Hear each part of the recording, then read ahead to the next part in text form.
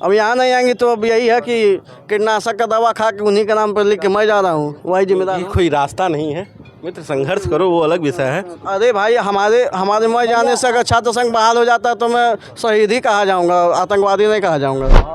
क्या कह रहे हैं आप भी तो कई वर्षों से हम लोग को देखते चले आए। पिछले 7-8 वर्षों से मैं दिव्यांग पीजी कॉलेज का छात्र रहा हूं और कई बार मैंने अपने प्राचार्य जी अपने दिव्यांग पीजी कॉलेज के प्राचीर के नीचे कई बार आंदोलन किए, लेकिन प्राचार्य जी द्वारा कोई स्पष्टीकरण नहीं दिया गया। उन्होंने बस यही हवाला दिया कि विश्वविद्यालय में चुनाव होगा तो महाविद्यालय में भी चुनाव होगा।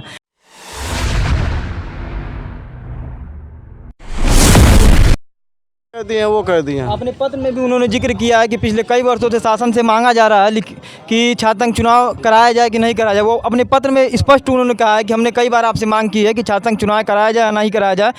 शासन ने अभी तक कोई जवाब नहीं दिया।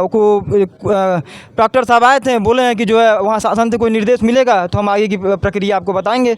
अब अगर निर्देश नहीं मिलेगा तो फिर वही जाहिर सी बात है, छात्र संघ चुनाव नहीं होगा। तो अभी आपका क्या निर्णय? अभी तो आपने अनशन अपना तोड़ दिया, आगे का क्या? तोड़े नहीं है, तोड़ा गया है, तोड़ा गया है, तोड़े नहीं है, तोड़ा गया है जी, तोड़वाया गया है। तो मैडम से मुलाकात करने आप जा रहे हैं? मैडम आए, अब यहाँ पे तो आए, अब यहाँ नहीं आएंगे तो अब यही है कि कीटनाशक का दवा खा के उन्हीं का नाम पर लिख के मैं जा रहा हूँ, वही जिम्मेदार हूँ। कोई रास्ता नहीं है मित्र, संघर्ष करो, वो अलग विषय है। अरे भाई हमारे मैं जाने से अगर छात्र संघ बहाल हो जाता है तो मैं शहीद ही कहा जाऊँगा, आतंकवादी नहीं कहा जाऊँगा।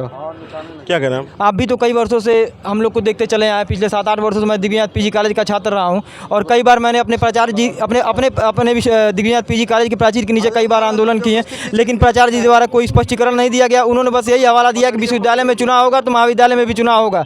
तो मैं विश्वविद्यालय प्राचीर के नीचे कई बार आंदोलन किया, तो यहाँ पर हमारा आंदोलन तोड़ दिया गया शासन का हवाला देके। बस मैं यही पूछना चाहता हूँ कि हम लोग जाए तो जाए कहाँ, आखिर हमारी सुनवाई कहाँ होगी?